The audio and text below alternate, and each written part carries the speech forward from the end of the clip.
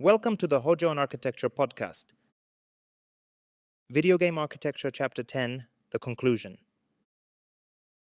Blizzard Entertainment created profound lore and a wonderfully detailed constructed world for the Warcraft franchise, and they keep telling us stories within this lore and setting in each new installment they publish in this franchise. For world-building purposes, there is a unique map covering the continents, oceans, and climate. Each zone has a different set of flora, fauna, and civilized inhabitants. And for civilized inhabitants, the designers created equally detailed races with unique material cultures. They all have clothes, tools, and architecture in a variety of distinct appearances. Since architecture is the key element in material culture with its storytelling skills, the creation of structures for each different culture was studied in detail. Beyond visual authenticity, Blizzard also integrated architecture with the environmental narrative of each zone. For instance, the ruins scattered across Stranglethorn Vale or the sun-bleached stone of Tanaris are not only stylistic choices, but also narrative cues that hint at historical conflicts, abandoned empires, and the passage of time.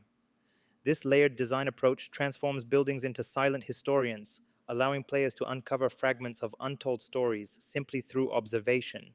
By embedding lore directly into the built environment, the game deepens immersion without relying solely on written or spoken exposition.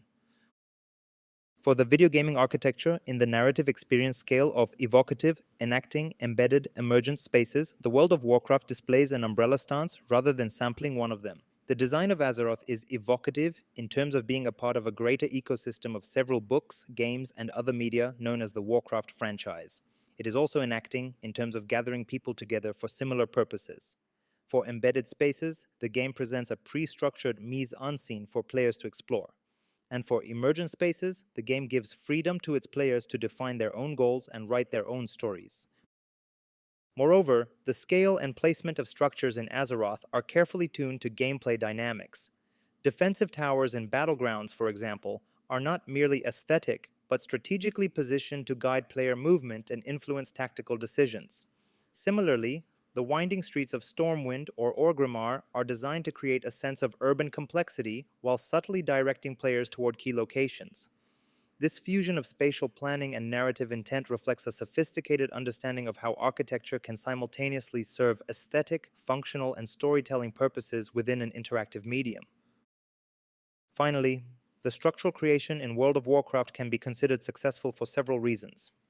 First, since Azeroth is a three-dimensional built world, the structures maintain their spatial identity both indoors and outdoors.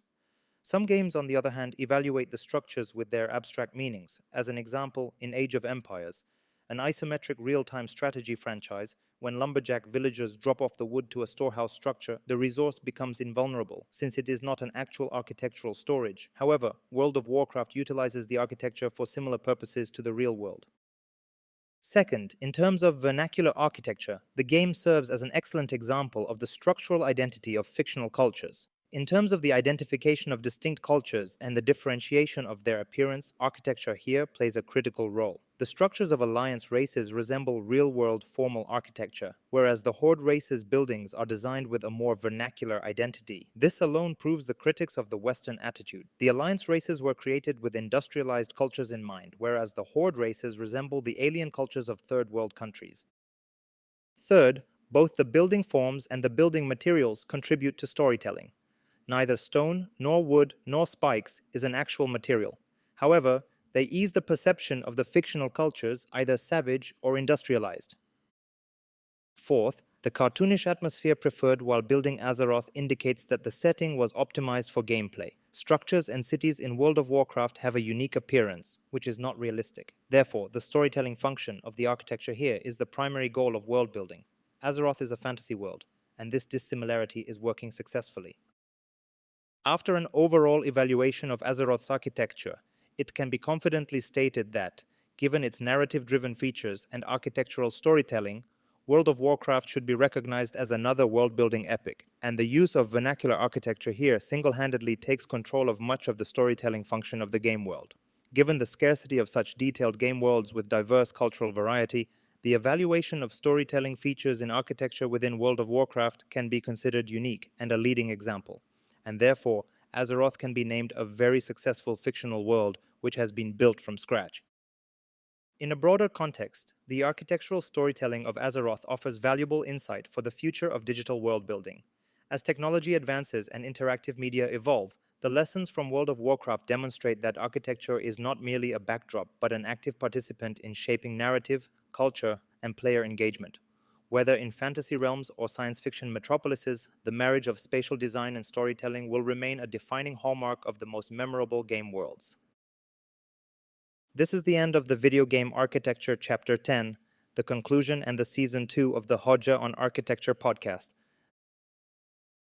Thanks for listening, and see you all next season.